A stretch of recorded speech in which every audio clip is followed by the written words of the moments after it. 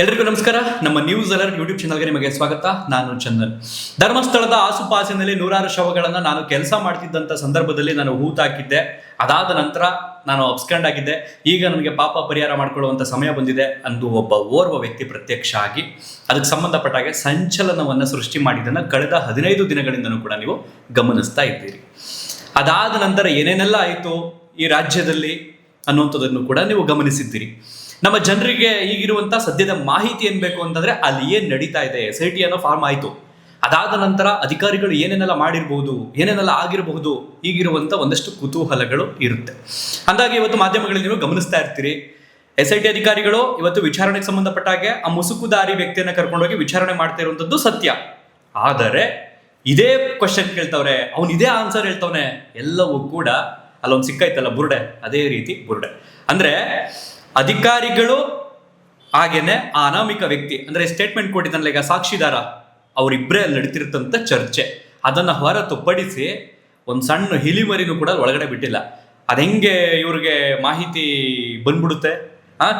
ನೀನ್ ಹೆಂಗೆ ಊತಾಗ್ತೆ, ಅಲ್ಲಿ ಆ ದೇಹಗಳ ಮೇಲೆ ಪರ್ಚಿರೋಂಥದ್ದೆಲ್ಲ ಹೆಂಗ್ ಗಮನಿಸ್ತೆ, ಅವು ಅತ್ಯಾಚಾರನೇ ಆಗಿದ್ದು ಅಂತ ಹೆಂಗ್ ಗಮನಿಸ್ತೆ ನೀನು, ನಿನ್ಗೆ ಯಾರ್ದಾದ್ರು ಬೆದರಿಕೆ ಇತ್ತಾ, ಹಿಂಗೆಲ್ಲ ಕೇಳ್ತಿದ್ದಾರೆ. ಇದೆಲ್ಲ ಏನಂತಂದ್ರೆ ಯಾವ ವ್ಯಕ್ತಿ ಅನಾಮಿಕ ವ್ಯಕ್ತಿ, ಈಗ ಭೀಮಾ ಅಂತ ಹೇಳ್ತಿದಾರಲ್ಲ ಸಮಾಜದಲ್ಲಿ, ಆ ವ್ಯಕ್ತಿ ಕಂಪ್ಲೇಂಟ್ ಕೊಟ್ಟಿದ್ದಾನಲ್ಲ, ಆ ಕಂಪ್ಲೇಂಟ್ ಪ್ರತಿಯ ಆಧಾರದಲ್ಲಿ ಒಂದೊಂದು ಪಾಯಿಂಟ್ಸ್ಗಳನ್ನು ತೆಗೆದುಕೊಂಡು ಮೇ ಬಿ ಇದೇ ಕ್ವಶನ್ ಅನ್ನ ಕೇಳ್ತಿರ್ಬೋದು, ಇವತ್ತು ಇದೇ ಆನ್ಸರ್ ಅನ್ನ ಹೇಳ್ತಿರ್ಬಹುದು ಅನ್ನುವಂಥ ಒಂದು ಕ್ರಿಯೇಟಿವಿಟಿ, ಸೃಜನಶೀಲತೆ ಇವತ್ತು ಆಗಿರುವಂಥದ್ದು ಹೊರ್ತು ಅಲ್ಲಿ ಇದೇ ಕೇಳೋರೆ ಇವ್ನು ಇದೇ ಹೇಳೋನೆ, ಎಲ್ಲವೂ 100ಕ್ಕೆ 100 ಸುಳ್ಳು. ಬೆಳಗ್ಗೆಂದನೂ ಕೂಡ ನನಗೆ ಗೊತ್ತಿರುವಂಥ ಒಂದಷ್ಟು ಜನ ಆಫೀಸರ್ಸ್ ಏನ್ ವಿಚಾರಣೆ ನಡೆಸಿದಾರಲ್ಲ, ತನಿಖಾಧಿಕಾರಿಗಳ ಆ ಬಂಗ್ಲೆ ಏನಿದೆಯಲ್ಲ ಅಲ್ಲಿ ಆಚೆ ಕಡೆ ಕಾಯ್ತಾ ಇದ್ದಾರೆ ಬೆಳಗ್ಗೆಂದನೂ ಕೂಡ. ಅವ್ರಿಗೆ ಅಲ್ಲಿ ಇರ್ತಕ್ಕಂಥವ್ರಿಗೆ ಒಂದು ಸಣ್ಣ ಮಾಹಿತಿ, ಅಲ್ಲಿ ಒಳಗಡೆ ಏನ್ ನಡೆದೈತೆ ಅನ್ನುವಂಥದ್ದು ಒಂದು ಸಣ್ಣ ಮಾಹಿತಿ, ಒಂದು ಸಣ್ಣ ಸುಳಿವು ಕೂಡ ಸಿಕ್ಕಿಲ್ಲ. ಇದು ಹೆಂಗ್ ಸಿಕ್ಬಿಡ್ತಪ್ಪ ಇವ್ರುಗಳಿಗೆ? ಜನನು ನೋಡ್ತಾರಲ್ಲ, ಅದಕ್ಕೆ ಸಂಬಂಧಪಟ್ಟಾಗೆ ಜನರಿಗೆ ಏನಾದ್ರು ಸರಿ ಕೊಡ್ತಾ ಇರಬೇಕು ಅನ್ನೋ ಕಾರಣಕ್ಕೆ ಹಿಂಗೆ ಕೊಡ್ತಾರೆ ಅಂತ ಅನ್ಸುತ್ತೆ. ನಮ್ಗೆ ಆ ಥರ ಎಲ್ಲ ಕೊಡೋದಕ್ಕಾಗಲ್ಲ. ಸತ್ಯ ಸಿಕ್ಕಿದೆ, ಸುದ್ದಿ ಕರೆಕ್ಟಾಗಿ ನಿಖರವಾಗಿದೆ ಅನ್ನುವಂಥ ಸಂದರ್ಭ ಬಂದಾಗ ಮಾತ್ರ ನಾನು ನಿಮ್ಮ ಹತ್ರ ಮುಂದಕ್ಕೆ ತಂದು ಹಿಡುವಂಥದ್ದು. ಓಕೆ, ಇವತ್ತು ಏನೇನೆಲ್ಲ ನಡೀತು, ಕಳೆದ 4 ದಿನಗಳಿಂದ ಏನೇನೆಲ್ಲ ನಡೀತು ಎಲ್ಲವನ್ನು ಕೂಡ ನಾನು ನಿಮಗೆ ವಿವರವಾಗಿ ಈಗ ಎಕ್ಸ್ಪ್ಲೇನ್ ಮಾಡುವಂತ ಸಮಯ. ಚಿಕ್ಕದಾಗಿ ಚೊಕ್ಕದಾಗಿ ಬೇಗ ಮುಗಿಸೋದಕ್ಕೆ ಪ್ರಯತ್ನ ಪಡ್ತೀನಿ. ಮೊದಲಿಗೆ ಕಳೆದ 4-5 ದಿನಗಳಿಂದ ಯಾಕೆ ವಿಡಿಯೋಗಳನ್ನ ಮಾಡ್ತಿರ್ಲಿಲ್ಲ ಅನ್ನೋದಕ್ಕೆ ಒಂದು ಕಾರಣ ಏನಿದೆ ಅಂತಂದ್ರೆ, ಸ್ಪಷ್ಟವಾದ ಕಾರಣ, ಈ ಕೇಸ್ಗೆ ಸಂಬಂಧಪಟ್ಟ ಹಾಗೆ ಅಷ್ಟು ಶೀಘ್ರವಾಗಿ ಅಷ್ಟು ಚುರುಕಿನಿಂದ ತನಿಖೆ ಏನೂ ನಡೀತಿಲ್ಲ. ಹಂಗಂದ ಕಾರಣಕ್ಕೆ ನಾವು SIT ಅಧಿಕಾರಿಗಳು ಏನೂ ಮಾಡ್ತಿಲ್ಲ ಅನ್ನುವಂಥ ಒಂದು ಆರೋಪ ಅಲ್ಲ. ಬದಲಿಗೆ ಅಧಿಕಾರಿಗಳಿಗೆ ಪೂರ್ವ ಸಿದ್ಧತೆ ಮಾಡ್ಕೊಳ್ಳುವಂತ ಸಮಯ ಇರುತ್ತೆ. ಒಂದಷ್ಟು ಅಧಿಕಾರಿಗಳನ್ನ ಇದಕ್ಕೆ ಸಂಬಂಧಪಟ್ಟಾಗೆ ನಿಯೋಜನೆ ಮಾಡ್ಕೊಳ್ಳುವಂತಿರುತ್ತೆ, ಸ್ಕೆಚ್ ಮಾಡ್ಕೊಳ್ಳುವಂತಿರುತ್ತೆ, ಎಲ್ಲೆಲ್ಲಿಗೆ ಹೋಗ್ಬೇಕು, ಏನೇನ್ ಮಾಡ್ಬೇಕು, ಅದಾದ ನಂತರ ಏನು, ಎಲ್ಲವೂ ಕೂಡ ಸಿದ್ಧತೆ ಆದ ನಂತರವೇ ಅಧಿಕಾರಿಗಳು ಹೋಗುವಂಥದ್ದು. ಸೊ ಅಂದ್ಕೊಂಡಾಗೇನೆ ಈಗಾಗಲೇ ಅಧಿಕಾರಿಗಳು ಮಂಗಳೂರಿನಲ್ಲಿ ಬೀಡು ಬಿಟ್ಟಿದ್ದಾರೆ, ಅಂದ್ರೆ ದಕ್ಷಿಣ ಕನ್ನಡ ಜಿಲ್ಲೆಯಲ್ಲಿ ಬೀಡು ಬಿಟ್ಟಿದ್ದಾರೆ. ಯಾವ ಯಾವ ಅಧಿಕಾರಿಗಳ ನೇತೃತ್ವದಲ್ಲಿ ಈಗ ತನಿಖೆ ನಡೀತಿದೆ ಅಂತಂದ್ರೆ, ಈಗ ಪ್ರಣವ್ ಮೊಹಂತಿ ಅವರ ನೇತೃತ್ವದಲ್ಲಿ SIT ರಚನೆ ಆಗಿದ್ದನ್ನು ನೀವು ಗಮನಿಸಿದ್ರಿ. ಬಟ್ ಇವತ್ತು ಮಂಗಳೂರಿನ ಕದ್ರಿ ಎನ್ನುವಂತಹ ಒಂದು ಊರಿನಲ್ಲಿ ಆ ಗೆಸ್ಟ್ ಹೌಸ್ ಏನಿದೆ, ಅಂದ್ರೆ ತನಿಖಾಧಿಕಾರಿಗಳ ಬಂಗ್ಲೆ ಕೊಠಡಿ ಏನಿದೆ, ಅಲ್ಲಿ ಇವತ್ತು ವಿಚಾರಣೆ ನಡೆದಂಥದ್ದು. ಯಾರ ಸಮ್ಮುಖದಲ್ಲಿ ಅಂತಂದ್ರೆ IPS ಅಧಿಕಾರಿ ಅನುಚೇತ್ ಅವರು, ಹಾಗೇನೆ ಜಿತೇಂದ್ರ ಕುಮಾರ್ ದಯಾಮ್ ಅವರ ನೇತೃತ್ವದಲ್ಲಿ ಆ ಮುಸುಕುದಾರಿ ವ್ಯಕ್ತಿ ಇದ್ನಲ್ಲ, ಆ ವ್ಯಕ್ತಿಯನ್ನ ಕರ್ಕೊಂಡೋಗಿ ಬೆಳಗ್ಗೆ 10:50 ಆ ತನಿಖಾಧಿಕಾರಿಗಳ ಬಂಗ್ಲೆ ಏನಿದೆ ಅಲ್ಲಿ ಕರ್ಕೊಂಡು ಹೋಗ್ತಾರೆ. ಆ ಗೆಸ್ಟ್ ಹೌಸ್ ಅನ್ನೋದಕ್ಕಿಂತ ಹೆಚ್ಚಾಗಿ ಅದನ್ನ ಇನ್ವೆಸ್ಟಿಗೇಷನ್ ಮಾಡುವಂತ ಒಂದು ಸರ್ಕಾರಿ ಕಚೇರಿ ಇದು, ಅಲ್ಲಿಗೆ ಸಂಬಂಧಪಟ್ಟಾಗ ಅಲ್ಲಿ ಕರ್ಕೊಂಡು ಹೋಗ್ತಾರೆ. ಅದಾದ ನಂತರ ಸಂಜೆ 7:30 ಆ ಮುಸುಕುದಾರಿ ವ್ಯಕ್ತಿ ಆಚೆ ಬರ್ತಾನೆ. ಇದು ಮಾಹಿತಿ. ಅಲ್ಲಿ ಒಳಗಡೆ ಏನ್ ನಡೆದೈತೆ ಅನ್ನೋದು ಅಧಿಕಾರಿಗಳು ಮಾಧ್ಯಮಗಳಿಗೆ, ಅಲ್ಲಿ ಆಚೆ ಕಾಯ್ತಿರ್ತಕ್ಕಂಥ ಮಾಧ್ಯಮಗಳಿಗೆ ಏನಾದ್ರೂ ಪ್ರತಿಕ್ರಿಯೆ ಕೊಟ್ರೆ ಅಲ್ಲಿ ಏನ್ ನಡೆದೈತೆ ಅನ್ನೋದು ಗೊತ್ತಾಗುತ್ತೆ. ಇಲ್ಲ ಇನ್ನು ಅನಾಮಿಕ ವ್ಯಕ್ತಿ ಆದ ಯಾವ ಕಾರಣಕ್ಕೂ ಇನ್ನು ಮಾಧ್ಯಮಗಳ ಮುಂದೆ ಬಂದು ಸ್ಟೇಟ್ಮೆಂಟ್ ಅನ್ನು ಕೊಡೋದಿಲ್ಲ, ಅಂದ್ರೆ ಇನ್ನು ಏನನ್ನು ಕೂಡ ಹೇಳೋದಿಲ್ಲ. ಅವರ ವಕೀಲರಿಗೆ ಗೊತ್ತಿರುತ್ತೆ, ಆ ಸ್ಟೇಟ್ಮೆಂಟ್ ಕೊಟ್ಟಂತ ವ್ಯಕ್ತಿ ಗೊತ್ತಿರುತ್ತೆ, ವಿಚಾರಣೆ ಮಾಡಿದಂತ ಆ ಇಬ್ಬರು ಅಧಿಕಾರಿಗಳಿಗೆ ಗೊತ್ತಿರುತ್ತೆ ಹೊರತು ಅಲ್ಲಿ ಏನ್ ನಡೆದೈತೆ ಅನ್ನೋಂಥದ್ದು ಇಲ್ಲಿ ಮಾಧ್ಯಮಗಳು ಬಿತ್ತರಿಸ್ತಾ ಇರುವಂತ ಸುದ್ದಿ ಎಲ್ಲವೂ ಸುಳ್ಳು. ಓಕೆ, ನಾನು ಯಾಕೆ ವಿಡಿಯೋ ಮಾಡಿಲ್ಲ ಅನ್ನೋದಕ್ಕೆ ಒಂದು ಕಾರಣ ನಿಮ್ಗೆ ಗೊತ್ತಾಯ್ತು. ಅಂತ ಶೀಘ್ರ ತನಿಖೆ ಅಲ್ಲಿ ಏನು ಆರಂಭ ಆಗಿಲ್ಲ. ಬದಲಿಗೆ ಅಧಿಕಾರಿಗಳು ನಿನ್ನೆಯಿಂದ ಧರ್ಮಸ್ಥಳಕ್ಕೆ ಸಂಬಂಧಪಟ್ಟ ಹಾಗೆ, ಈ ಕೇಸ್ಗೆ ಸಂಬಂಧಪಟ್ಟ ಹಾಗೆ ಒಂದೊಂದಾಗಿ ಹೆಜ್ಜೆಯನ್ನು ಇಡ್ತಾ ಇದ್ದಾರೆ.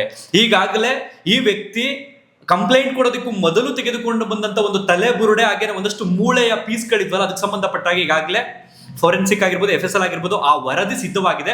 ಆ ವರದಿ ಗೌಪ್ಯವಾಗಿದೆ. ಅದು ಹೆಣ್ಣುಂದೋ ಗಂಡುಂದೋ, ಅದು ಎಷ್ಟು ವಯಸ್ಸಿನ ತಲೆಬುರುಡೆ, ಏನಾಗಿ ಸತ್ತಿರಬಹುದು, ಎಲ್ಲ ಮಾಹಿತಿ ಅವ್ರ ಹತ್ರ ಇದೆ. ಅದನ್ನು ಸದ್ಯದಲ್ಲಿ ಯಾವ ಕಾರಣಕ್ಕೂ ಅದನ್ನ ಸೋರಿಕೆ ಮಾಡುವುದಿಲ್ಲ ಅಂತ ಅನ್ಕೊಂಡಿದ್ದೀನಿ. ಇದಕ್ಕೆ ಸಂಬಂಧಪಟ್ಟಾಗೆ ತನಿಖೆಯ ಹಂತವಾಗಿ ಹೋದ ನಂತರ ಬಹುಶಃ ಮಾಧ್ಯಮಗಳಿಗೆ ಅಧಿಕಾರಿಗಳು ತಿಳಿಸಬಹುದು. ಓಕೆ, ಎರಡನೇ ಕಾರಣ ಇದೆ. ಈ ಒಂದು ಪ್ರಕರಣಕ್ಕೆ ಸಂಬಂಧಪಟ್ಟ ಹಾಗೆ ನನ್ನ ಹಾಗೆ ಸಾವಿರಾರು ಯೂಟ್ಯೂಬರ್ಸ್ಗಳು, ನೂರಾರು ಸಾಮಾಜಿಕ ಜಾಲತಾಣಗಳ ಅಕೌಂಟ್ಗಳು, ಇನ್ಸ್ಟಾಗ್ರಾಮ್ನ ಪೇಜ್ಗಳು ಇದಕ್ಕೆ ಸಂಬಂಧಪಟ್ಟ ಹಾಗೆ ವಿಸ್ತೃತವಾಗಿ ಪ್ರತಿದಿನವೂ ಕೂಡ ಹೀಗಾಗ್ತಿದೆ, ಓರ್ವ ವ್ಯಕ್ತಿ ಬಂದಿದ್ದಾನೆ, ಹಿಂಗಾಗಿತ್ತಂತೆ, ಅಯ್ಯಯ್ಯೋ ಈ ರೀತಿ ಸುದ್ದಿಗಳನ್ನು ಬಿತ್ತರಿಸಿದ್ದು ಉಂಟು. ನಾನು ವೈಯಕ್ತಿಕವಾಗಿ ಹೇಳ್ತೀನಿ, ನಾನು ಎಲ್ಲೂ ಕೂಡ ಯಾವ ವ್ಯಕ್ತಿಯ ಹೆಸರನ್ನು ಕೂಡ ನನ್ನ ಚಾನಲ್ನಲ್ಲಿ ಬಳಸಿಲ್ಲ, ಯಾವ ವ್ಯಕ್ತಿಗಳ ಸಂಸ್ಥೆಯ ಹೆಸರನ್ನು ಕೂಡ ನಾನು ಬಳಸಿಲ್ಲ, ಸಂಬಂಧಿಕರ ಹೆಸರನ್ನು ಬಳಸಿಲ್ಲ, ಅವ್ರ ಮನೆ ಸಣ್ಣ ಪುಟ್ಟ ಸದಸ್ಯರ ಹೆಸರನ್ನು ಕೂಡ ನಾನು ಬಳಸಿಲ್ಲ. ಬದಲಿಗೆ ಕೇವಲ ಯಾರೋ ಒಬ್ಬ ವ್ಯಕ್ತಿ ಬಂದಿದ್ದಾನೆ, ಆ ವ್ಯಕ್ತಿ ಬಂದು ಸಮಾಜದಲ್ಲಿ ಒಂದು ಸಂಚಲನವನ್ನು ಸೃಷ್ಟಿ ಮಾಡುವಂತಹ ಒಂದು ಹೇಳಿಕೆಯನ್ನ ಕೊಟ್ಟಿದ್ದಾನೆ. ಆ ಹೇಳಿಕೆಯನ್ನ ಕೇಳಿದ್ರೆ ಸ್ವತಂತ್ರ ಭಾರತದ ಇತಿಹಾಸದಲ್ಲಿ ಕಂಡು ಕೇಳರಿಯದಂತ ಒಂದು ಘಟನೆ ಧರ್ಮಸ್ಥಳದ ಆಸುಪಾಸಿನಲ್ಲಿ ನಡೆದು ಹೋಗಿದೆಯಂತೆ. ಅದಕ್ಕೆ ಸಂಬಂಧಪಟ್ಟಾಗೆ ಕಾನೂನಾಗಬಹುದು, ಅಧಿಕಾರಿಗಳಾಗಬಹುದು ಎಚ್ಚೆತ್ತುಕೊಂಡರೆ ಬಹುಶಃ ಅಲ್ಲಾಗಿರ್ತಕ್ಕಂಥ ಆ ಸಾವು ನೋವುಗಳಿಗೆ ನ್ಯಾಯ ಸಿಗಬಹುದು, ತಪ್ಪಿತಸ್ಥರಿಗೆ ಶಿಕ್ಷೆ ಆಗಬಹುದು. ಇದಿಷ್ಟೇ ನಾನು ವರದಿ ಮಾಡಿ ನಿಮ್ಮ ಮುಂದೆ ಇಟ್ಟಂಥದ್ದು. ಕಾರಣ ಏನು ಅಂತಂದ್ರೆ, ಒಂದಷ್ಟು ವರ್ಷ, ಒಂದಷ್ಟು ಕಾಲ ಸ್ಕೂಲಿಂದ ಹಿಡಿದು ಮಾಸ್ಟರ್ ಡಿಗ್ರಿ ತನಕ ಓದ್ಕೊಂಡು ಬಂದಿದ್ದೀವಿ. ನಮ್ಮ ಎಜುಕೇಶನ್ ಏನು ಅನ್ನೋಂಥದ್ದನ್ನ ಅರ್ಥ ಮಾಡ್ಕೊಂಡಿದ್ದೀವಿ, ನಮ್ಮ ಕಾನೂನಿನ ವ್ಯವಸ್ಥೆ ಏನು ಅನ್ನೋಂಥದ್ದು ಅರ್ಥ ಮಾಡ್ಕೊಂಡಿದ್ದೀವಿ, ಸಮಾಜದಲ್ಲಿ ಆರೋಪ ಪ್ರತ್ಯಾರೋಪ ಎಲ್ಲವನ್ನು ಕೂಡ ಗಮನಿಸಿದ್ದೀವಿ. ಬದಲಿಗೆ ನಮ್ಮ ಹತ್ರ ಯಾವುದೇ ಸಾಕ್ಷಿ ಇಲ್ಲದಿರುವುದರಿಂದ, ನನ್ನ ಹತ್ರ ಹೇಳ್ತಾರೆ ಪರ್ಸನಲಿ, ಯಾವುದೇ ಸಾಕ್ಷಿ ಇಲ್ಲದಿರುವುದರಿಂದ ನಾನು ಮಾಡುವಂತಹ ಯಾವುದೇ ವಿಡಿಯೋಗಳಲ್ಲಿ ಇಂಥವರೇ ಆರೋಪಿ, ಇಂಥವರೇ ಅಪರಾಧಿ ಅಂತ ನಾನು ಎಲ್ಲೂ ಕೂಡ ಬಳಸಿಲ್ಲ. ಇದು ಸ್ಪಷ್ಟೀಕರಣ. ಇದಕ್ಕೆ ಸಂಬಂಧಪಟ್ಟಾಗೆ ಓರ್ವ ವಕೀಲರು ನಮಗೆ ಮೇಲ್ ಮಾಡಿ 500 ಓವರ್ ಆಲ್ 1,500 ಪುಟಗಳ PDF ಕಳಿಸ್ತಾರೆ, 3 PDF. ಅದರಲ್ಲಿ ನನ್ನ ಚಾನಲ್ನ ಹೆಸರು, ನನ್ನ ಇಮೇಲ್ ಅಡ್ರೆಸ್, ನನ್ನ ಫೋನ್ ನಂಬರ್ ಇಷ್ಟನ್ನು ಕೂಡ ಮೆನ್ಷನ್ ಮಾಡಿ ಕೋರ್ಟ್ನಿಂದ, ಸಿಟಿ ಸಿವಿಲ್ ಕೋರ್ಟ್ನಿಂದ, ಬೆಂಗಳೂರಿನ ಒಂದು ಕೋರ್ಟ್ನಿಂದ ಗ್ಯಾಗ್ ಆದೇಶವನ್ನ ತರ್ತಾರೆ, ನಿರ್ಬಂಧಿಸುವುದು. ಹಾಗಂದ್ರೆ ನಂದೊಂದು ಪ್ರಶ್ನೆ, ಈಗ ನಾವು ಕಾನೂನನ್ನು ಗೌರವಿಸ್ತೀವಿ, ಕಾನೂನಿನ ಚೌಕಟ್ಟಿನಲ್ಲಿ ನಾವೆಲ್ಲರೂ ಕೂಡ ಬದುಕ್ತಾ ಇದ್ದೀವಿ, ವ್ಯವಹರಿಸ್ತಾ ಇದ್ದೀವಿ, ಜೀವಿಸ್ತಾ ಇದ್ದೀವಿ. ನ್ಯಾಯಾಧೀಶರನ್ನ ನಾವು ಇದಕ್ಕೆ ಸಂಬಂಧಪಟ್ಟಾಗೆ ಪ್ರಶ್ನೆ ಮಾಡೋಂಗಿಲ್ಲ. ಆದರೆ ನನ್ನ ದೇಶದ ಅಭಿವ್ಯಕ್ತಿ ಸ್ವಾತಂತ್ರ್ಯ ಏನು ಹೇಳುತ್ತೆ ಅಂತಂದ್ರೆ, ನೀವು ಪ್ರಶ್ನೆ ಮಾಡಬಹುದು ಅಂತ. ನನ್ನ ಸಣ್ಣದೊಂದು ಪ್ರಶ್ನೆ, ಅಥವಾ ನನ್ನ ತಿಳುವಳಿಕೆಗೆ ಒಂದು ಸಣ್ಣ ಪ್ರಶ್ನೆ ಅಂತಂದ್ರೆ, ಮಹಾಸ್ವಾಮಿ, ನೀವು ನಮ್ಮ ವಿಡಿಯೋಗಳನ್ನು ಪರಿಶೀಲಿಸಿದ ನಂತರ ಈ ಆದೇಶವನ್ನು ಹೊರಡಿಸಿದ್ದೀರಾ? ಕಾರಣ ಏನು ಅಂತಂದ್ರೆ, ಅಲ್ಲಿ ಮೆನ್ಷನ್ ಮಾಡಿದ್ದಾರೆ ಆ ವಕೀಲರು, ಯಾರೋ ಒಬ್ಬ ವ್ಯಕ್ತಿಯ ಹೆಸರು, ಅವ್ರಿಗೆ ಸಂಬಂಧಪಟ್ಟಾಗೆ. ನಾನು ಆ ಹೆಸರನ್ನು ಹೇಳೋದಕ್ಕೆ ನನ್ನ ಚಾನಲಲ್ಲಿ ನಾನು ಬಯಸುವುದಿಲ್ಲ, ನಾನು ಹೇಳೋದಿಲ್ಲ, ನನಗೆ ಇಷ್ಟನೂ ಇಲ್ಲ. ಅವರು ಹೋಗಿ ಕೋರ್ಟ್ನಲ್ಲಿ ಸ್ಟೇ ತರುವಂತಹ ಪ್ರಯತ್ನವನ್ನು ಪಟ್ಟಿರ್ತಕ್ಕಂಥದ್ದು. ನನ್ನ ಹಾಗೇನೆ ಹೆಚ್ಚು ಕಡಿಮೆ 300ರಿಂದ 400 ಯೂಟ್ಯೂಬ್ ಚಾನಲ್ಗಳ ಹೆಸರು, ಓವರ್ ಆಲ್ 8,000 ಸಮಥಿಂಗ್ ವಿಡಿಯೋಗಳು. ಆ ಲಿಂಕ್ನ ಮೆನ್ಷನ್ ಮಾಡಿ, ಆ ಚಾನಲ್ಗಳ URL ಲಿಂಕನ್ನು ಮೆನ್ಷನ್ ಮಾಡಿ, ಇಷ್ಟು ಮಾತಾಡಂಗಿಲ್ಲ. ಅಲ್ಲೆಲ್ಲೂ ಕೂಡ ನನ್ನ ಚಾನಲ್ನ ಮೆನ್ಷನ್ ಮಾಡಿರ್ಬೇಕಾದ್ರೆ ಇಂಥ ವಿಡಿಯೋ ಲಿಂಕ್ ಅಂತ ಎಲ್ಲೂ ಕೂಡ ನೀವು ಮೆನ್ಷನ್ ಮಾಡಿಲ್ಲ ಮಿಸ್ಟರ್ ಅಡ್ವೊಕೇಟ್ ಸಾಹೇಬ್ರೆ. ಬದಲಿಗೆ ನೀವು ಡೈರೆಕ್ಟ್ ನಮ್ಮ ಚಾನಲ್ URL ಲಿಂಕ್ ಇದೆಯಲ್ಲ ಅದನ್ನು ಮೆನ್ಷನ್ ಮಾಡಿ ನಿರ್ಬಂಧ ತರುವಂತಹ ಪ್ರಯತ್ನವನ್ನು ಪಟ್ಟಿದ್ದೀರಿ. ಸಮಾಜದಲ್ಲಿ ಸಾಕಷ್ಟು ಘಟನೆಗಳು ನಡೆಯುತ್ತವೆ, ನಡೆದು ಹೋಗಿದ್ದಾವೆ, ನಡೆಯುತ್ತವೆ. ಅದಕ್ಕೆ ಸಂಬಂಧಪಟ್ಟಾಗ ಪ್ರತಿಯೊಬ್ಬರು ಹೋಗಿ ನಮ್ಮೂರಲ್ಲಿ ಇಂಥ ಒಂದು ಘಟನೆ ನಡೆದೈತೆ ಅನ್ನೋ ಕಾರಣಕ್ಕೆ ನಮ್ಮೂರ ಹೆಸರನ್ನೇ ಬಳಸಬಾರ್ದು ಅಂತ ಸ್ಟೇ ತಂತು ಅಂತಂದ್ರೆ, ಪತ್ರಿಕಾ ಸ್ವಾತಂತ್ರ್ಯ ಆಗಬಹುದು ಅಥವಾ ವಾಕ್ ಸ್ವಾತಂತ್ರ್ಯ ಆಗಬಹುದು, ಎಲ್ಲಿಗೆ ಹೋಗಿ ನಿಂತ್ಕೊಳ್ಳುತ್ತೆ ಮಿಸ್ಟರ್ ಅಡ್ವೊಕೇಟ್ ಸಾಹೇಬ್ರೆ? ಯಾಕೆಂದ್ರೆ ನೀವು ಇದೇ ಕಾನೂನಿನ ಸಂವಿಧಾನದ ಅಡಿಯಲ್ಲೇ ಓದ್ಕೊಂಡು ಬಂದಿರುವಂಥವ್ರು, ಪ್ರಾಕ್ಟೀಸ್ ಮಾಡಿರುವಂಥವ್ರು, ಇದಕ್ಕೆ ಸಂಬಂಧಪಟ್ಟಾಗೆ ಪದವಿಯನ್ನು ಪಡ್ಕೊಂಡಿರುವಂಥವ್ರು, ಇದಕ್ಕೆ ಸಂಬಂಧಪಟ್ಟಾಗ ಹೋಗಿ ಕೋರ್ಟ್ನಲ್ಲಿ ಹೋಗಿ ಅರ್ಜಿ ಹಾಕಿರುವಂಥವ್ರು. ಉತ್ತರ ಕೊಡಬೇಕು. ಯಾಕೆಂದ್ರೆ ನನ್ನ ಚಾನಲ್ನಲ್ಲಿ ಕೂಡ ನಾನು ಯಾವ ವ್ಯಕ್ತಿಯ ಹೆಸರನ್ನು ಕೂಡ ನಾನು ಮೆನ್ಷನ್ ಮಾಡಿಲ್ಲ. ಎಕ್ಸಾಂಪಲ್, ಮುಂದೊಂದು ದಿನ ತಿರುಪತಿ ಎನ್ನುವಂಥ ಒಂದು ಕ್ಷೇತ್ರದಲ್ಲಿ, ಒಂದು ಸ್ಥಳದಲ್ಲಿ ಯಾವುದೋ ಒಂದು ಘಟನೆ ನಡೀತು ಅನ್ನೋ ಕಾರಣಕ್ಕೆ ತಿರುಪತಿಯನ್ನು ಹೆಸರನ್ನೇ ಬಳಸಂಗಿಲ್ಲ ಅಂತಂದ್ರೆ ಹೇಗಾಗುತ್ತೆ? ಮೇಲುಕೋಟೆ ಅನ್ನುವಂಥ ಒಂದು ಕ್ಷೇತ್ರದಲ್ಲಿ, ಆ ಒಂದು ಊರಿನಲ್ಲಿ ಎಲ್ಲೋ ಒಂದು ಘಟನೆ ನಡೀತು ಅನ್ನೋ ಕಾರಣಕ್ಕೆ ಆ ಮೇಲ್ಕೋಟೆನ ಹೆಸರನ್ನೇ ಬಳಸಂಗಿಲ್ಲ ಅಂತಂದ್ರೆ ಹೇಗಾಗುತ್ತೆ? ಇಲ್ಲಿ ಆ ದೇವಸ್ಥಾನಕ್ಕೆ ಸಂಬಂಧಪಟ್ಟಾಗೂ ಮಾತಾಡಿಲ್ಲ, ದೇವಸ್ಥಾನ ಸಂಬಂಧಪಟ್ಟ ಯಾರ ವಿರುದ್ಧವೂ ಕೂಡ ಮಾತಾಡಿಲ್ಲ. ಕೇವಲ ಧರ್ಮಸ್ಥಳ ಅನ್ನುವಂಥ ಒಂದು ಊರು, ಆ ಊರಿನ ಆಸುಪಾಸಿನಲ್ಲಿ ನಡೆದಿರ್ತಕ್ಕಂಥ ಒಂದು ಘಟನೆಯನ್ನ ಯಾರೋ ಒಬ್ಬ ಬಂದು ಹೇಳ್ತಿದ್ದಾನೆ, ಅದಕ್ಕೆ ಸಂಬಂಧಪಟ್ಟಾಗ ಅಷ್ಟೇ ನಾವು ಮಾತಾಡಿದ್ದೀವಿ. ಇನ್ನೇನು ಮಾತಾಡಿದ್ದೀವಿ? ಓಕೆ, ಅದಾದ ನಂತರ ಕೇವಿಯಟ್ ಆದೇಶ ಕೂಡ ಬಂದಿದೆ. ಅಂದರೆ ಕಾನೂನಿನ ಪ್ರಕಾರ ಎಚ್ಚರಿಕೆ, ಅಂದರೆ ಈಗ ಹೈಕೋರ್ಟ್ಗೆ ಹೋಗುವಂತಹ ಸೂಚನೆ. ಅದು ಇದಕ್ಕೆ ಸಂಬಂಧಪಟ್ಟಾಗೆ ನಾವೇನು ಕೂಡ ಇನ್ನೂ ಕ್ರಮ ಕೈಗೊಂಡಿಲ್ಲ. ಅಂದರೆ ಆ ಆದೇಶ ಏನು ಬಂದಿತ್ತು ಅಂತಂದರೆ, ಗ್ಯಾಗ್ ಆದೇಶ ಬಂದಿರುವಂಥದ್ದು, ಈ ಕೂಡಲೇ ನಿಮ್ಮ ವಿಡಿಯೋಗಳನ್ನು ಟೇಕ್ ಡೌನ್ ಮಾಡಬೇಕು, ಅಂದರೆ ಡಿಲೀಟ್ ಮಾಡಬೇಕು, ಇನ್ನು ಮುಂದೆ ಮಾತಾಡೋಗಿಲ್ಲ, ನಿರ್ಬಂಧ. ಮಾತು ಬರ್ತಿಲ್ಲ ಯಾಕೆ ಹೀಗೆ ಅಂತ. ಈ ರೀತಿ ಕಟ್ಟಾಕುವಂಥ ಪ್ರಯತ್ನ ಯಾಕೆ? ನಿಮ್ಗಳು ಯಾರ್ದು ತಪ್ಪಿಲ್ಲ ಅಂತಂದರೆ ಬಿಟ್ಟುಬಿಡಿ, ಕಾನೂನಿಗೆ ಸಂಬಂಧಪಟ್ಟಾಗ ನಡೆದೋಗ್ಲಿ. ಯಾಕೆ ಇಂಥ ಪ್ರಯತ್ನ? ಸಾವಿರಾರು ಚಾನಲ್ಗಳನ್ನು ಏಕಾಏಕಿ ಮೆನ್ಷನ್ ಮಾಡಿ ಕೊಡ್ತೀರಾ ಅಂತಂದರೆ ಮಾನ್ಯ ನ್ಯಾಯಾಧೀಶರು ಅದೆಷ್ಟು ಬೇಗ ಅವುಗಳನ್ನ ಗಮನಿಸಿದ್ರು. ಗಮನಿಸಿದ ನಂತರವೇ ತಾನೇ ಆದೇಶ ಬರುತ್ತೆ.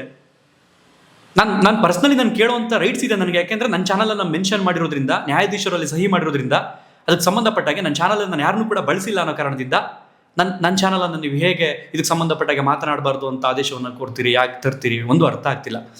ಓಕೆ, ಕಾದು ನೋಡೋಣ ಏನಾಗುತ್ತೆ ಅಂತಂದ್ರೆ, ಇದಕ್ಕೆ ಸಂಬಂಧಪಟ್ಟಾಗೆ ಥರ್ಡ್ ಐ ಚಾನಲ್ ಅವರು ಸುಪ್ರೀಂ ಕೋರ್ಟ್ಗೆ ಪಿಟಿಷನ್ ಅನ್ನು ಹಾಕಿದ್ರು. ಸುಪ್ರೀಂ ಕೋರ್ಟ್ ಹೇಳಿದೇನು ಅಂತಂದ್ರೆ, ಇದಕ್ಕೆ ಸಂಬಂಧಪಟ್ಟಾಗೆ ಅಲ್ಲಿ ಸಿಟಿ ಸಿವಿಲ್ ಕೋರ್ಟ್ ನಲ್ಲಿ ಆಗಿರೋದ್ರಿಂದ ನೀವು ಹೈಕೋರ್ಟ್ ಹೋಗಿ, ನಾವು ಹೈಕೋರ್ಟ್ ಅನ್ನ ನಿರುತ್ಸಾಹಿ ಮಾಡೋದಿಲ್ಲ, ಮೊದಲು ನಿಮ್ಮ ಚೌಕಟ್ಟಿನಲ್ಲಿ ನಿಮ್ಮ ರಾಜ್ಯದಲ್ಲಿರುವಂಥ ಒಂದು ಕೋರ್ಟ್ ಮೂಲಕ ಹೋಗಿ ಅದಾದ ನಂತರ ಏನಾಗುತ್ತೆ ಅನ್ನೋದನ್ನ ಹೇಳಿ ಅಂತ ಹೇಳಿದ್ರೆ, ಸೊ ಇವರ ವಕೀಲರು ಮನವಿ ಮಾಡ್ಕೊಂಡಿರೋದೇನು ಅಂತಂದ್ರೆ, ಇಲ್ಲ ಇದಕ್ಕೆ ಸಂಬಂಧಪಟ್ಟಾಗ ನಾನು ನಿಮ್ಮನ್ನ ಕನ್ವಿನ್ಸ್ ಮಾಡ್ತೀವಿ, ಏನಾಗಿದೆ ಅನ್ನೋದನ್ನ, ಯಾಕೆ ಹೈಕೋರ್ಟ್ಗೆ ಹೋಗದೆ ಡೈರೆಕ್ಟ್ ಆಗಿ ಸುಪ್ರೀಂ ಕೋರ್ಟ್ಗೆ ಬಂದಿದ್ವಿ ಅಂತ ನಾವು ಕನ್ವಿನ್ಸ್ ಮಾಡ್ತೀವಿ, ನಮಗೆ ಕಾಲಾವಕಾಶ ಕೊಡಿ ಅಂತ ಕೇಳಿದಕ್ಕೆ ಸುಪ್ರೀಂ ಕೋರ್ಟ್ ಇನ್ನು ಬಹುಶಃ ನಾಳೆ ಎಲ್ಲ ನಾಡಿದ್ದು ಇದಕ್ಕೆ ಸಂಬಂಧಪಟ್ಟಾಗೆ ಆ ಕೇಸ್ ಬೆಂಚ್ಗೆ ಬರ್ಬೋದು. ಅದಾದ ನಂತರ ಏನಾಗುತ್ತೆ ಅನ್ನೋದನ್ನ ಕಾದು ನೋಡಬೇಕು. ಬಹುಶಃ ಈಗ ಅವರು ಮೆನ್ಷನ್ ಮಾಡಿರುವಂಥ ಆ ಪಿಟಿಷನ್ ಅಲ್ಲಿ ಅಷ್ಟು ಚಾನಲ್ಗಳ ಪರವಾಗಿ ಅದಕ್ಕೆ ಸಂಬಂಧಪಟ್ಟಾಗ ಈಗ ಪಿಟಿಷನ್ ಅನ್ನು ಹಾಕಿರುವಂಥದ್ದು ಕಾದು ನೋಡಬೇಕು. ಹಾಗೇನೆ ಒಂದಷ್ಟು ಚಾನಲ್ಗಳ ಸಂಬಂಧಪಟ್ಟಾಗೆ ಲಾಯರ್ಸ್ಗಳು ವಾಲಂಟಿಯರ್ ಆಗಿ ಬಂದು ಅದಕ್ಕೆ ಸಂಬಂಧಪಟ್ಟಾಗೆ ಆ ಕೇಸ್ಗಳನ್ನು ಹಾಕಿದ್ದಾರೆ. ಸೊ ಹಾಗಾಗಿ ಎಲ್ಲಿಗೆ ಹೋಗಿ ನಿಂತ್ಕೊಳ್ಳುತ್ತೆ ಕಾನೂನಿನ ಚೌಕಟ್ಟಿನಲ್ಲಿ ಇದು ಅನ್ನೋದನ್ನ ನಾವು ಕಾದು ನೋಡಬೇಕಾಗುತ್ತೆ. ಅಂಡ್ ಇವತ್ತೇನೇನು ನಡೀತು ಅನ್ನೋದನ್ನ ನನಗೆ ಆಲ್ರೆಡಿ ಹೇಳಿದೆ ನಿಮಗೆ. ಅಧಿಕಾರಿಗಳು ಇಬ್ರು IO ಅಂದ್ರೆ ಇನ್ವೆಸ್ಟಿಗೇಷನ್ ಆಫೀಸರ್ಸ್ ಏನಿದ್ದಾರೆ ಅವರು ಹೋಗಿ ವಿಚಾರಣೆಯನ್ನು ನಡೆಸಿದ್ದಾರೆ. ಅದಾದ ನಂತರ ಆ ಅನಾಮಿಕ ವ್ಯಕ್ತಿ 7:30ಕ್ಕೆ ಇವತ್ತು ಆ ಜಾಗದಿಂದ ಆಚೆ ಬಂದಿದ್ದಾರೆ. ಅಂದ್ರೆ ಹೆಚ್ಚು ಕಮ್ಮಿ ಒಂದು 8.5 ಗಂಟೆಗಳ ಕಾಲ ಸತತ ವಿಚಾರಣೆ ನಡೆದಿದೆ.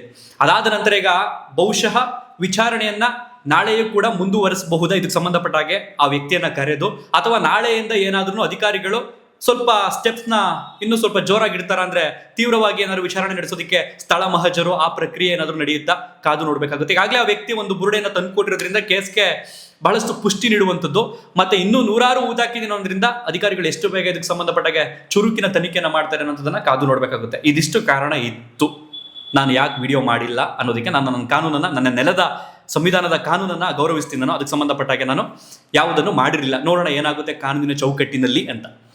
ಇನ್ನು ಕೆಲವರು ಇದಕ್ಕೆ ಸಂಬಂಧಪಟ್ಟಂಗೆ ಯಾಕೆ ಧರ್ಮಸ್ಥಳದ ವಿಡಿಯೋ ಮಾಡ್ತಿಲ್ಲ, ಪೇಮೆಂಟ್ ಬಂತ, ಎಷ್ಟು ಬಂತು, ಪೇಮೆಂಟ್ ಗಿರಾಕಿನ.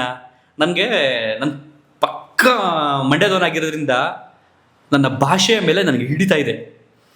ನಾನು ಅಲ್ಲಿಯವನೇ ಅನ್ಕೊಂಡು ನಾನು ಏನಾರು ಇಲ್ಲಿ ಕೂತ್ಕೊಂಡು ಮಾತಾಡಿದೆ ಅಂತಂದರೆ ನನ್ನ ಲ್ಯಾಂಗ್ವೇಜನ್ನು ನೀವು ಎಕ್ಸ್ಪೆಕ್ಟ್ ಮಾಡೋದಕ್ಕೆ ಆಗೋದೇ ಇಲ್ಲ. ನಾನು ಎರಡು ಚುನಾವಣೆ ನಿಂತಿರ್ಬೋದು, ಇದಕ್ಕೆ ಸಂಬಂಧಪಟ್ಟ ಓದಿರ್ಬೋದು, ಇದಕ್ಕೆ ಸಂಬಂಧಪಟ್ಟ ಯೂಟ್ಯೂಬ್ನಲ್ಲಿ ಕೂತ್ಕೊಂಡು ಒಂದಷ್ಟು ಜನರನ್ನ ಪ್ರೀತಿಯನ್ನು ಸಂಪಾದಿಸಿರ್ಬೋದು, ಒಂದಷ್ಟು ವಿಚಾರಗಳನ್ನು ತಿಳಿದಿರುವಂಥದ್ದನ್ನು ನಿಮ್ಮ ಹತ್ರ ಶೇರ್ ಮಾಡ್ಬೋದು. ಅದೆಲ್ಲವನ್ನು ಹೊರತುಪಡಿಸಿ ಬರುತ್ತೆ ಬಾಯಿಗೆ. ಯಾಕೆಂತಂದರೆ ಸತ್ಯದ ಹಾದಿಯಲ್ಲಿ ನಡೆಯುವಂಥವ್ರನ್ನ, ಈ ಇನೋಸೆನ್ಸ್ ಆಗಿರ್ತಾರೆ ನೋಡಿ, ನಮ್ಗೆ ಅದು ಸಂಬಂಧಪಟ್ಟಾಗ ನಮ್ಗೆ ಏನೂ ಬೇಡ, ನಮ್ಗೆ ನ್ಯಾಯದ ಹಾದಿಯಲ್ಲಿ ನಡೀತೀವಿ ಅಂತಾರಲ್ಲ, ಅಂಥವ್ರನ್ನ ಕೆಣಕಿದ್ರೆ ಮಾತ್ರ ತುಂಬ ಭೀಕರವಾಗಿರುತ್ತೆ ಅವರ ವರ್ತನೆ. ಅದಕ್ಕೆ ಸಂಬಂಧಪಟ್ಟಾಗ ನಾನು ಹೇಳ್ತಾ ಇದ್ದೀನಿ, ನನ್ನ ಚಾನಲಲ್ಲಿ ಯಾವುದೇ ವಿಷಯಕ್ಕೆ ಸಂಬಂಧಪಟ್ಟಾಗೆ ನಾನು ಚಾನಲನ್ನು ಆರಂಭ ಮಾಡಿ ಈ ಕ್ಷಣದವರೆಗೆ ಪೇಮೆಂಟ್ ಅನ್ನೋಂಥ ಶಬ್ದ ಏನಾದ್ರು ಬಂತು ಅಂತ ಅಂದರೆ ಇನ್ನೊಂದು ಬಾರಿ ಸರಿ ಬರಲ್ಲ. ಕೆಲವರಿಗೆ ನಿಮ್ಗಳಿಗೇನಾದರೂ ಆ ಥರ ತಿಕ್ಕಲಾಟ ಇದ್ದರೆ ಅದಕ್ಕೆ ಸಂಬಂಧಪಟ್ಟಾಗ ಒಂದಷ್ಟು ಜನ ಇರ್ತಾರೆ ನೋಡಿ, ಪೇಮೆಂಟ್ಗೋಸ್ಕರ ಕೆಲಸ ಮಾಡುವಂಥವ್ರು, ಅಂಥವ್ರಿಗೆ ಆಗ ಹಾಕೊಳ್ಳಿ, ಅವ್ರಿಗದು ಡಿಸರ್ವ್ ಆಗಿರುತ್ತೆ. ಬಟ್ ಸತ್ಯದ ಹಾದಿಯಲ್ಲಿ ಇದಕ್ಕೆ ಸಂಬಂಧಪಟ್ಟ ನ್ಯಾಯ ಬೇಕು ಅನ್ನೋಂಥವ್ರಿಗೆ ಹೋಗಿ ಹಾಕಿದ್ರೆ ಬಹುಶಃ ನಿಮಗೆ ಮುಂದಿನ ದಿನಗಳಲ್ಲಿ ಇನ್ನೇನು ಇಲ್ಲ, ಅದೇನೋ ನರ್ಕ ಅಂತ ಹೇಳ್ತಾರಲ್ಲ, ನಮ್ಮ ಕಡೆ ಇನ್ನೊಂದು ಕಡೆ ಹುಳ ಬಿದ್ದು ಸಾಯ್ತಾರೆ ಅಂತ, ಹಂಗಾಗುತ್ತೆ. ಅವ್ರ ಬಾಯಿ ಹುಳ ಬಿದ್ದು ಸಾಯ್ತಾರೆ ಅಂತ ಹೇಳ್ತಾರಲ್ಲ, ಹಂಗಾಗುತ್ತೆ. ಯಾಕೆಂದ್ರೆ ನೆನೆ ನಾನು ಗಮನಿಸ್ತಿದ್ದೆ, ಧರ್ಮಸ್ಥಳಕ್ಕೆ ಸಂಬಂಧಪಟ್ಟ ವಿಡಿಯೋನೇ ಮಾಡ್ತಿಲ್ಲ, ಪೇಮೆಂಟ್ ಗಿರಾಕಿನ ನೀವು ಅಂತ. ಓಕೆ, ಸಾಕಿಷ್ಟು. ಇದಕ್ಕೆ ಸಂಬಂಧಪಟ್ಟಾಗೆ ನಾಳೆಯಿಂದ ಏನೇನೆಲ್ಲ ಆಗುತ್ತೆ ಅನ್ನೋಂಥ ಅಪ್ಡೇಟ್ಸನ್ನು ನಿಮ್ಮ ಮುಂದೆ ಇಡ್ತೀನಿ. ನನ್ನ ನೆಲದ ಕಾನೂನನ್ನು ಗೌರವಿಸ್ತಾ ಈ ವಿಡಿಯೋನೆಲ್ಲಿಗೆ ಮುಗಿಸ್ತಾ ಇದ್ದೀನಿ. ಬಹುಶಃ ನಮ್ಮ ನೆಲದ ಕಾನೂನು ಸರ್ವರಿಗೂ ಸಮಾನತೆಯನ್ನು, ಸಮಾನ ನ್ಯಾಯವನ್ನು ಒದಗಿಸಿಕೊಡುತ್ತೇನೆ ಅಂತ ವಿಶ್ವಾಸದಲ್ಲಿ ನಾನು ಈ ಕ್ಷಣದವರೆಗೂ ಇದ್ದೀನಿ. ಧನ್ಯವಾದ, ಥ್ಯಾಂಕ್ ಯು.